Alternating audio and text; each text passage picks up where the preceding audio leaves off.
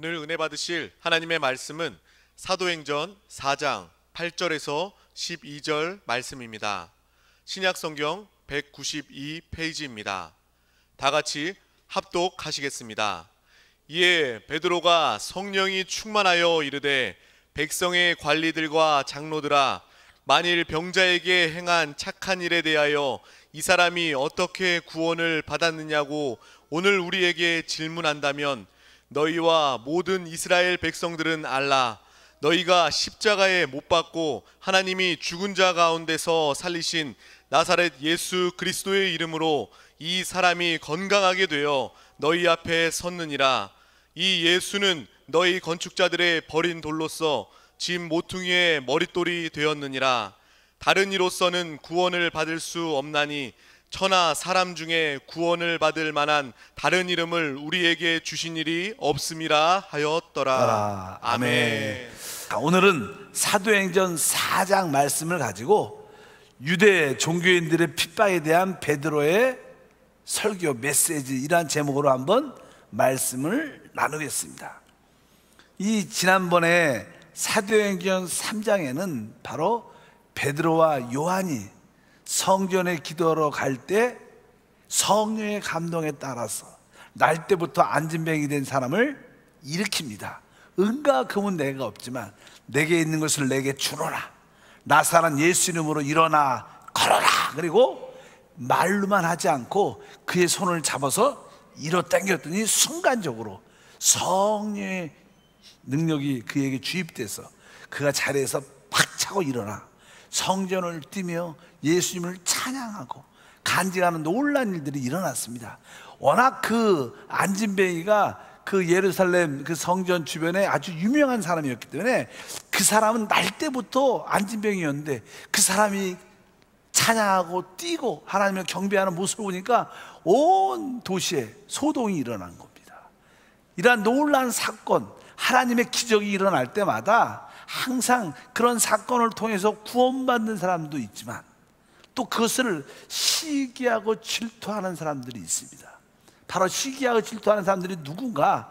바로 그 예루살렘 성전의 어떤 유대 종교 지도자들입니다.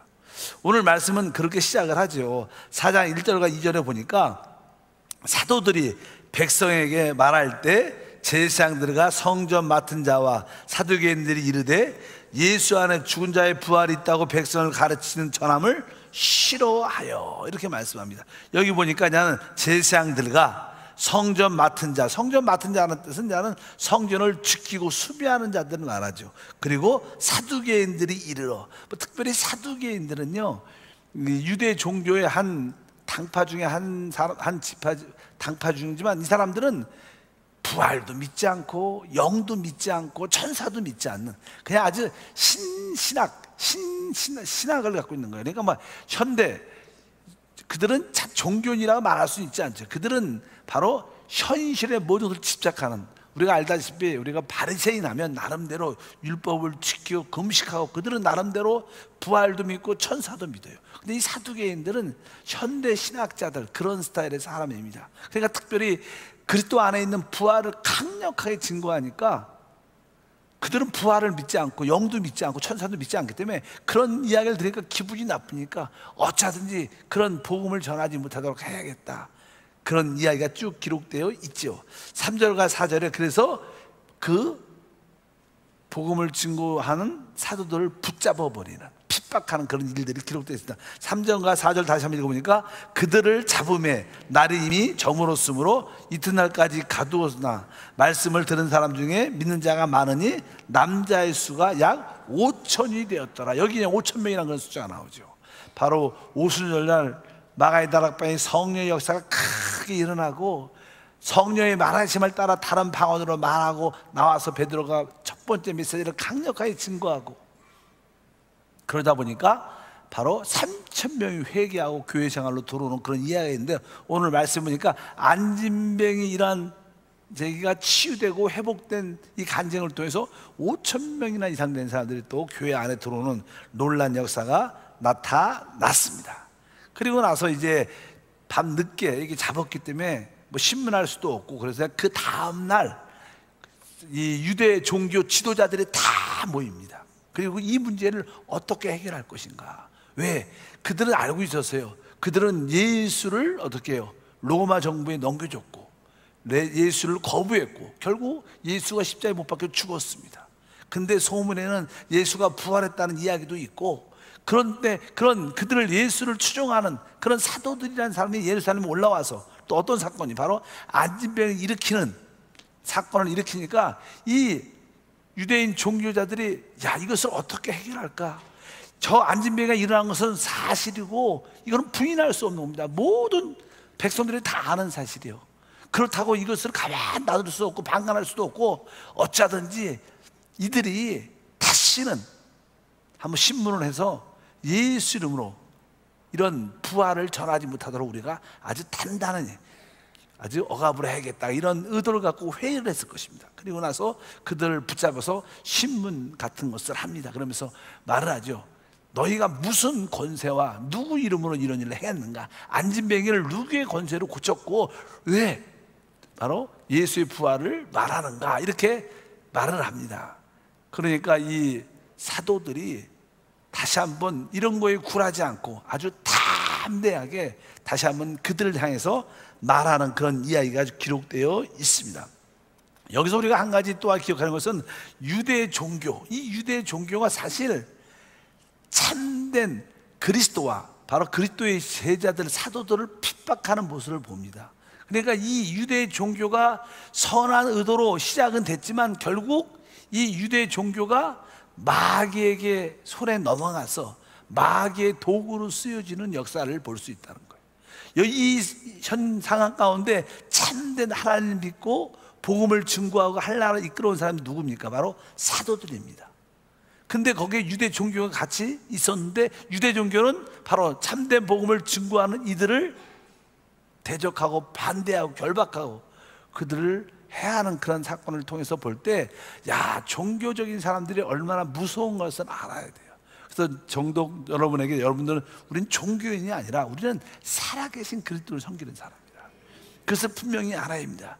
여러분들이 내적으로 그리스도를 체험하지 못하면요, 종교적이 될 수밖에 없습니다. 왜? 하나님을 만난 경험이 없으니까, 체험한 경험이 없으니까 내 지식과 어떤 교리와 지식을 따라 하나님을 섬기죠.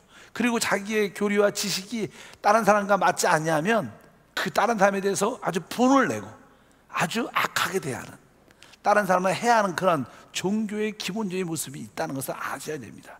여러분들이 오늘도 성령으로 충만하고 그리스도로 충만해야 사단의 도구가 되지 않습니다. 종종 교회 안에도 그래요. 교회 안에도요, 자기 직분자인데도 성령이 충만하지 않고 내주하는 그리스도에 대한 체험이 없으니까 종교적으로 하나님을 섬길 수밖에 없어요. 근데 종교적으로 하나님을 섬기다 보면 한계가 있습니다.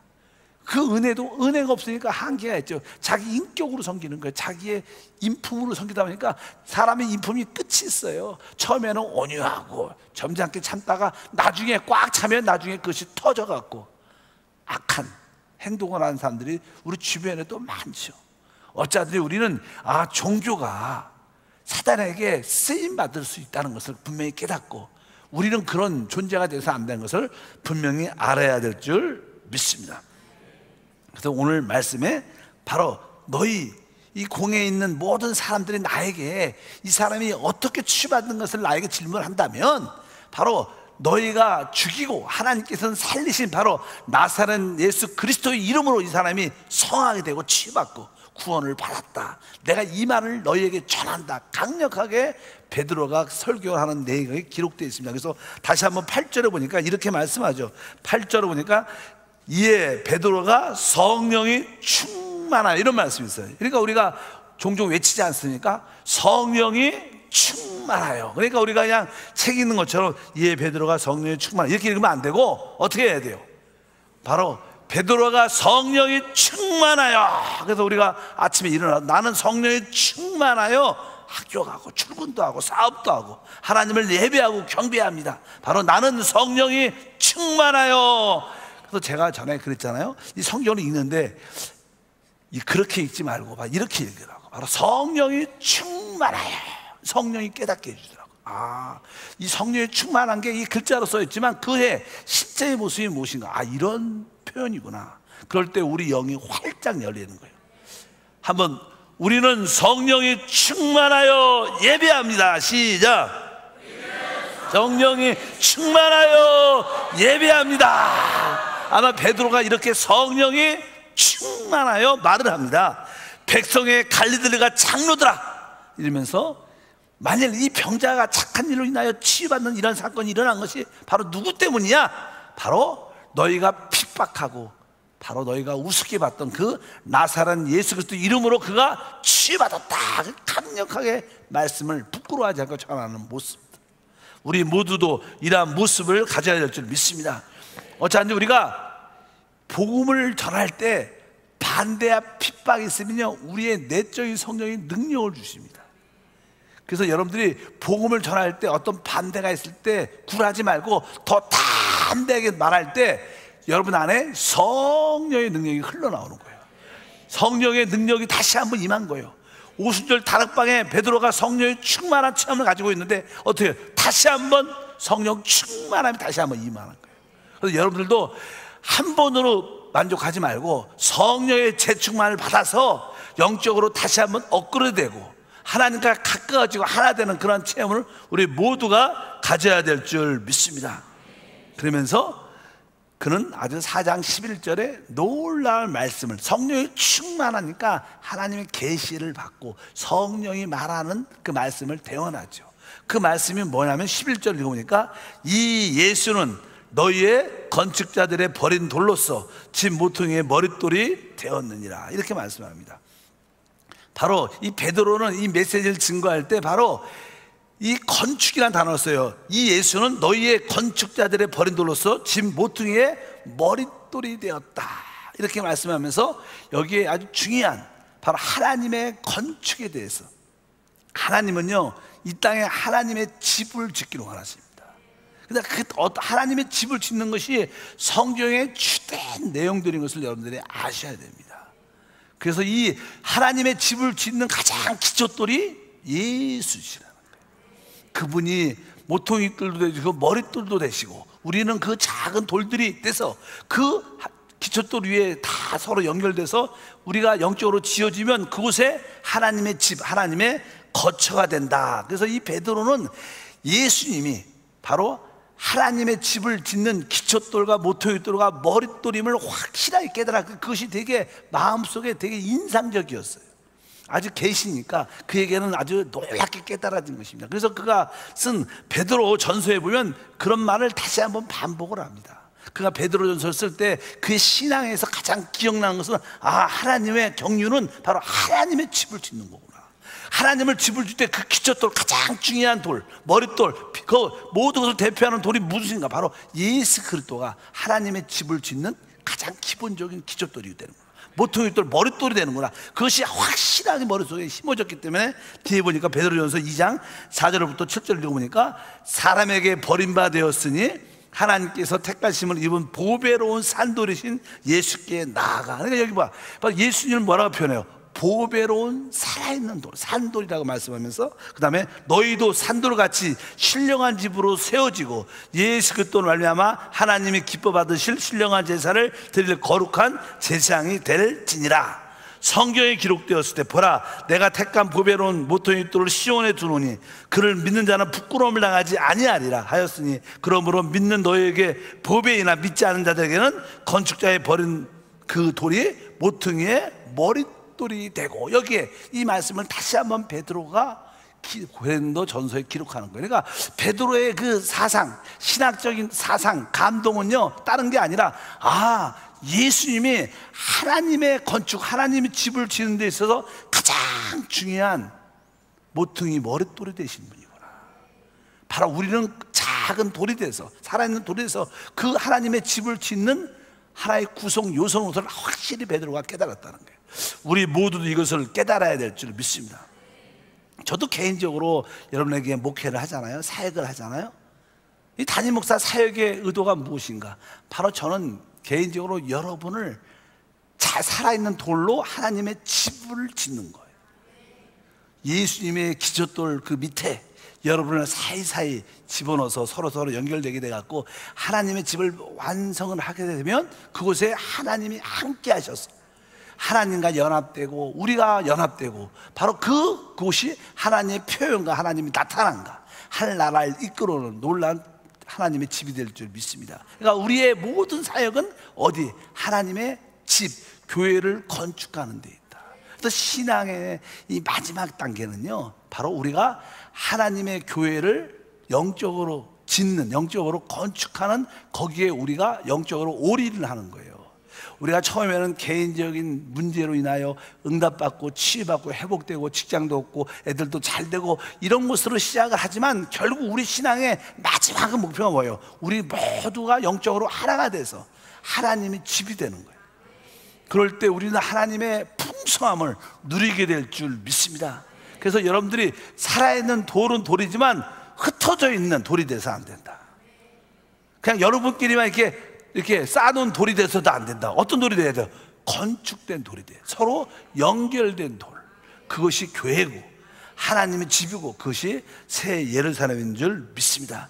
그래서 특별히 베드로는 하나님이 건축에 대한 그런 이해를 오늘 말씀에 확실히 깨달았기 때문에 그런 말씀을 우리에게 반복적으로 말씀합니다. 그래서 다시 한번 11절에 이 예수는 너희 건축자들의 버린 돌로서 집 모퉁이에 머릿돌이 됐다. 그러면서 하나님은 하나님의 거하시는 집을 짓기를 원한다. 그래서 처음에 요한복음 같은 경우에 보면요, 하나님의 집, 하나님의 거처가 무엇인가? 바로 예수가 하나님의 집이에요. 왜? 예수님이 육신으로 오셨을 때 하나님이 어디 계셨어요? 예수 안에 계셨기 때문에. 성경은 이렇게 말씀하죠. 요한복음 1장 14절에 보면 이렇게 말씀합니다. 말씀이 육신이 되어 우리 가운데 거하심에, 이렇게 말해요. 말씀이 육신이 되어 우리 가운데 거했다. 이것이 무슨 뜻이냐면 말씀이 육신이 되어 우리 가운데 장막을 치셨다, 집을 지셨다, 이런 뜻이에요. 누구 집? 하나님이 집이셨다는 거. 예수님이 이 땅에 육신으로 오셨을 때 그 예수님이 뭐예요? 하나님의 집, 하나님의 거처라는 거예요. 왜? 우리 하나님이 예수 안에 계시니까. 믿으시면 아멘.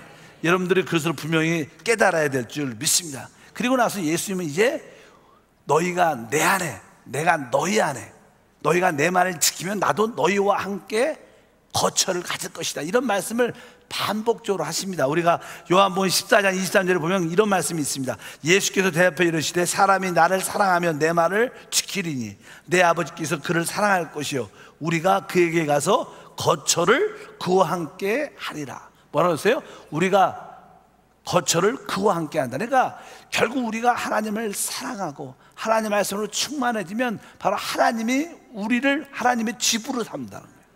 그래서 바로 하나님이 우리의 집이 되고 우리가 하나님의 집이 된다는 거예요. 하나님 집은 하나님이 어디 있을까? 많은 사람들은 하늘에 계신 하나님을 말하죠. 하늘은 이 임시 거처입니다. 이 땅도 하나님의 온전한 거처가 될 수 있잖아요. 하나님의 거처는요, 우리 하나님과 사람이 이게 연합이 될 때 그곳이 하나님 집이에요. 그래서 하나님이 우리 안에 오시는 거예요. 우리가 하나님 안에 있는 참된 하나님 거처는요, 사람과 하나님이 하나 연합될 때, 그래서 주합한 자는 한 영이다. 이 뜻은 뭐예요? 바로 우리가 성령으로 충만하면 하나님이 우리와 하나, 하나님이 우리 가운데 계시고 또 우리 모든 성도가 하나 될 때 그 가운데 하나님이 함께 하시는 하나님이 집이 될 줄 믿습니다. 예수님은 처음에 사역하실 때도 이제 특별히 유대인들이 예수님을 고소할 때 예수님이 한번 이런 말씀을 하셨습니다. 그 솔로몬의 그 성전이 아름답지 않습니까? 그러니까 다시 그것이 재건됐지만, 헤롯에 의해서 재건된 성전이었지만 그 크고 웅장한 그 성전을 향해서 말을 했습니다. 이 성전을 헐어버려라. 그럼 내가 3일 만에 다시 지겠다. 이렇게 말씀하셨어요. 그래서 사람들이 이 성전을 짓는데 재건하는데 다시 고치는데 40년이나 걸렸는데 3일 만에, 그래서 많은 사람들이 그 이야기를 듣고 기분이 별로 안 좋았어요. 근데 그 말의 영적인 의미는 바로 예수님이 죽으시고 3일 만에 부활하셔서 부활 안에서 하나님이 집을 질 거다, 이런 뜻인데 그들은 그것을 이해하지 못했죠. 성경 그래서 요한복음 2장 19절에 이렇게 말씀하죠. 예수께 대답하여 이르시되 너희가 이 성전을 헐라 내가 사흘 동안에 일으키리라. 그러면서 21절에 그러나 예수는 성전에 된 자기 육체를 가리켜 말씀하신 것이라. 그러니까 예수님이 십자가에서 죽으시고 몸이 찢기심으로 말미암아 그분이 죽음과 부활을 통하여 성령으로 이제 우리 안에 오심으로 말미암아 하나님의 집, 하나님의 교회를 세우는 그런 이야기를 여기서 말씀하는 줄 믿습니다. 그래서 신약에서 하나님의 거처, 하나님의 집을 우리는 교회라고 말해요. 교회, 바로 우리가 영적으로 하나 될 때 그것이 뭐예요? 성령 안에서 하나 될 때 그것을 교회라고 말해요. 우리가 하나 되지 않으면 우리는 참된 교회 안에 있지 않는 거예요. 그래서 늘 제가 가장 많이 외쳤던 말이 교회 안에 있다는 뜻이 무슨 뜻이냐? 바로 그것은 거듭난 영 안에서 지어지니까 영 안에 있는 거예요. 그리고 또 이제 거듭난 교회 안에는 살아있는 하나님의 유기체이기 때문에 교회는 우리 안에 하나님의 생명이 들어가기 때문에 우리 안에 있는 교회, 하나님의 생명을 따라 사는 거예요. 여러분 안에 영의 생각인 생명과 평강의 느낌을 따라 살아야 돼요. 여러분 안에 항상 사마의 느낌이 아니라 생명과 평강을 따라 살 때 여러분 하나님의 생명을 따라 살고 그 다음에 바로 뭐예요? 우리가 성령 안에서 하나됨을 지키라는 것처럼 우리 모든 성도가 영적으로 하나 될 때 우리는 소위 말하는 하나님의 집이 되고 그 가운데 하나님이 함께 하셔서 하나님의 풍성한 축복을 우리 모두가 누리게 될 줄 믿습니다. 그런 의미에서 베드로는 바로 하나님의 집을 짓는 하나님의 건축에 대한 바로 예수 그리스도가 보배로운 산돌이고 우리도 살아있는 돌로서 주님과 연결된 하나님의 집을 짓는 가운데 우리가 있구나 그것을 확실히 알았기 때문에 베드로는 그런 메시지를 강력하게 전했습니다. 우리의 봉사는 무엇인가? 하나님의 집을 짓는 거예요.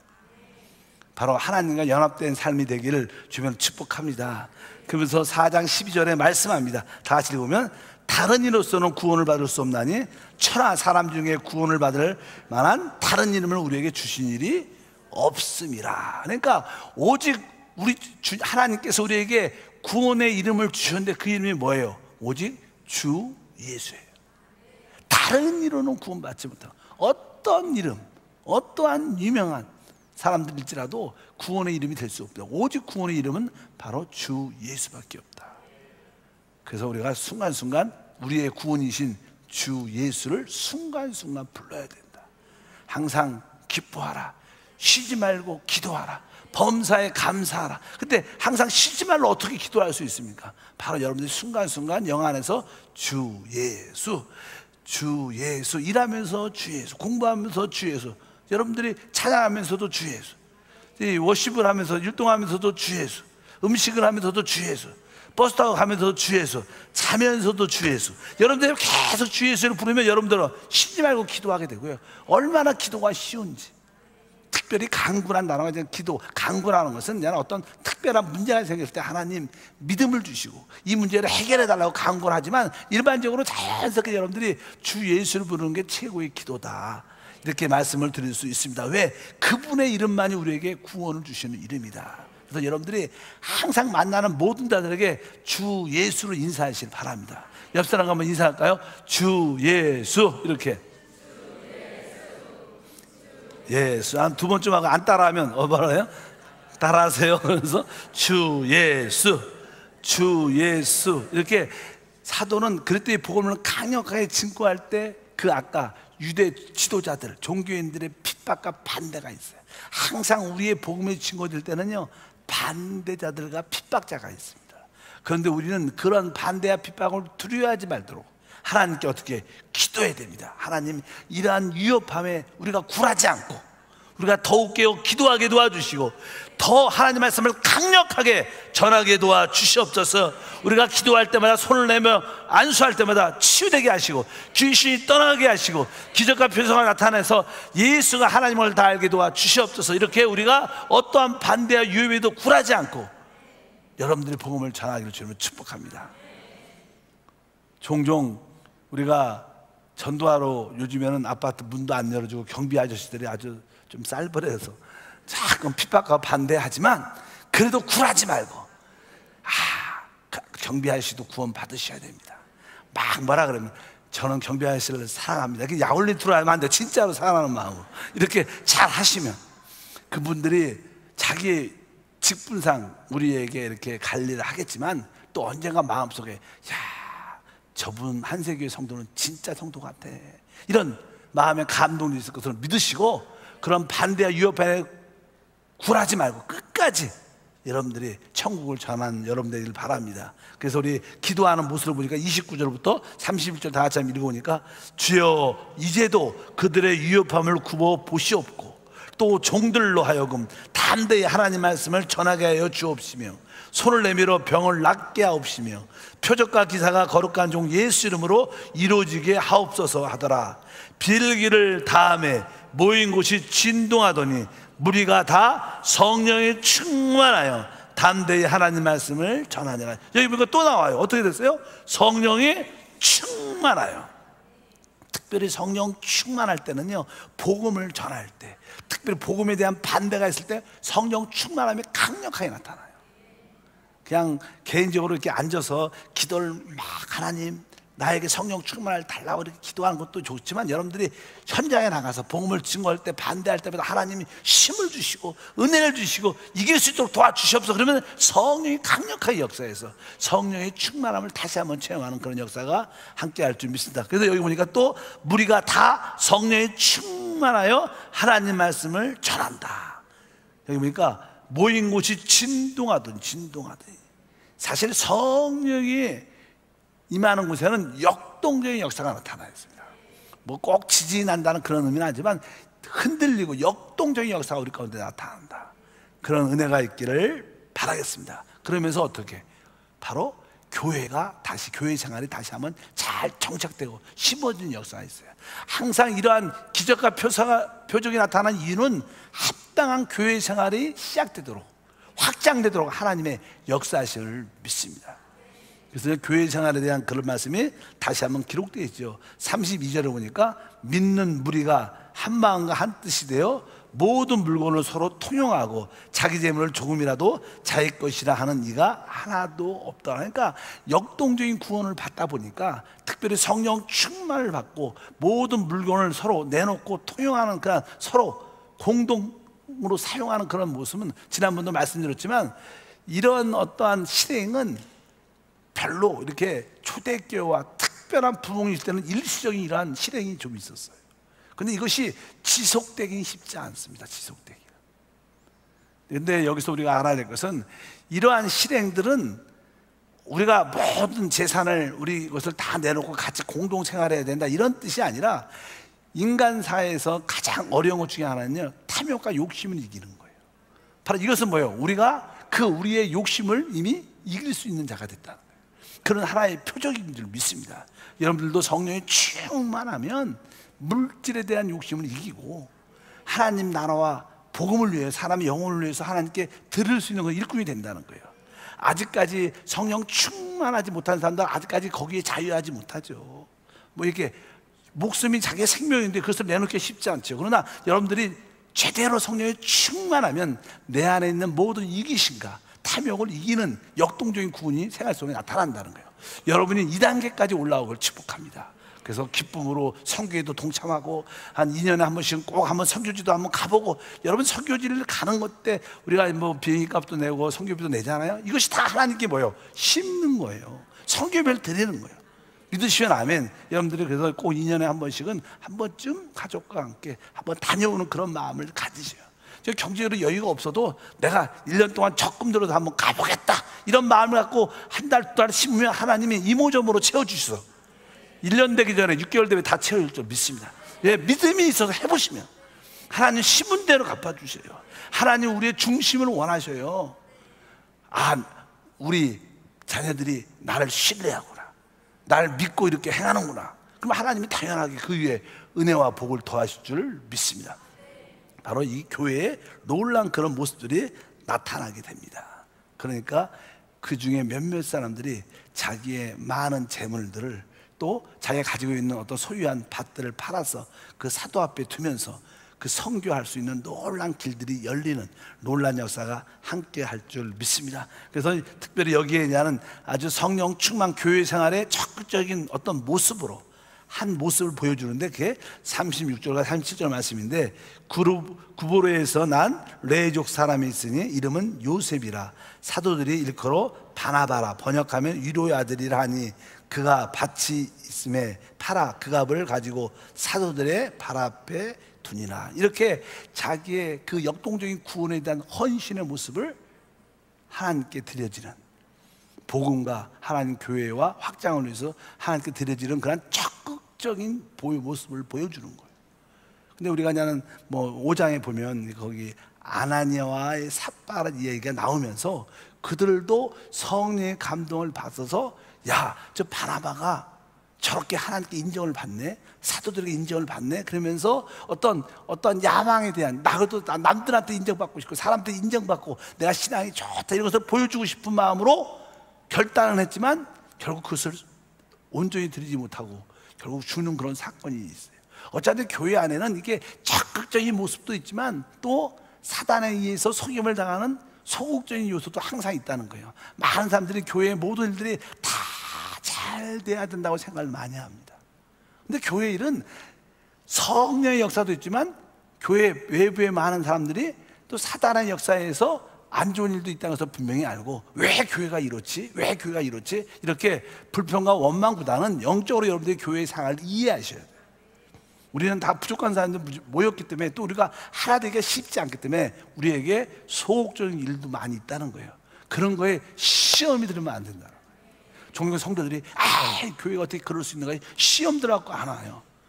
이 교회가 그런 게 아니라 우리 사람이 그런 거죠. 사람의 부족함을 덮을 수 있는 은혜와 축복이 함께 할 줄 믿습니다. 그래서 이 교회가 건축을 위해서 가장 필요한 게 뭐냐면 사랑이라는 거예요. 우리가 영적인 사랑이 필요한데 그 사랑이 왜 필요한가? 제가 청년 때 그냥 성경을 쭉 읽고 말씀을 공부하는데 사랑이 최고다 이런 얘기를 많이 해요. 사랑. 그래서 저는 좀 지성적이라 사랑은 좀 감정에 속한 것 같아갖고, 뭐 사랑해서 뭐하게?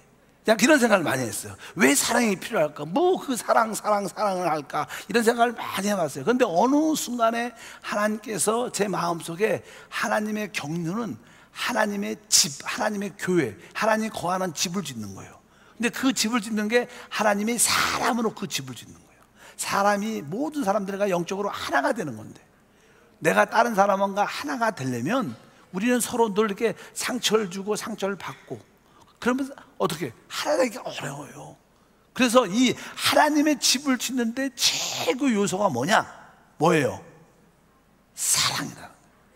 사랑이 없으면 하나님의 집이 지어지질 않는 거예요. 그때 하나님의 집을 짓는 그러한 건축을 깨닫고 나서 사랑이 진짜 필요한 거구나. 그러니까 하나님의 건축을 보고 나니까 남들을 사랑하고 용서하는 게 쉬워지는 거예요. 하나님의 건축, 하나 되는 집을 짓는 것을 보지 못하면 내가 참아야지, 내가 견뎌야지, 그것이 힘듭니다. 근데 하나님의 뜻과 경륜이 하나님의 집을 짓는 모든 성도가 하나 되는 것을 딱 분명히 아니까, 맞아, 우리가 하나 되려면 내가 용서하고 이해하고 덮고 품고 같이 가야지. 그러면서 그것을 이길 수 있는 힘이 생기는 거예요. 여러분들이 분명히 아셔야 됩니다. 믿음, 소망, 사랑인데 그 중에 제일은 사랑인데, 사랑이 왜 필요하는가? 우리 모두가 하나로 하나님 집이 져지려면 서로 사랑이 있어야 됩니다. 여러분 모두가 사랑할 수 있는 줄 믿습니다. 우리가 저분이 좀 마음에 안 들어도 우리가 그분과 하나 돼야지 하나님 기뻐하니까. 왜? 하나님 집이 져지니까. 집이 완성돼야 될 거 아니에요. 완성되려면 어떻게? 사랑이 필요한 겁니다. 그래서 여러분들이 사랑도 하고 또 사랑도 받고 용서도 하고 용서도 비는, 또 그러면서 서로 관용하고 서로 베푸는 우리 모두가 돼야 될 줄 믿습니다. 그렇게 교회가 지어지는 것이다. 이렇게 초대교회의 놀란 역사가 함께하고 거기에 성령의 감동받는 사람들이 자기의 헌신을 하나님께 드려지는, 교회의 모든 사역도 마찬가지입니다. 소수 몇몇 사람들의 헌신이 있어서 그 교회가 세워지고 또 확장되는 것을 많이 볼 수 있습니다. 여러분들이 복음에 헌신을 하시고 또 선교에 물질로도 헌신하시고 또 기도로 또 헌신하시고, 그래서 우리 교회는 세 가지를 강조하죠. 첫 번째는 중보 기도. 왜? 하나님의 역사는 기도를 통해서 시작되면 기도가 먼저 우선돼야 됩니다. 기도를 많이 하면 이제 하나님께서 영혼을 구원하는 전도자를 세워주셔서 그들을 통해서 하나님의 복음이 전해지고 그들을 통해서 구원을 받게 되죠.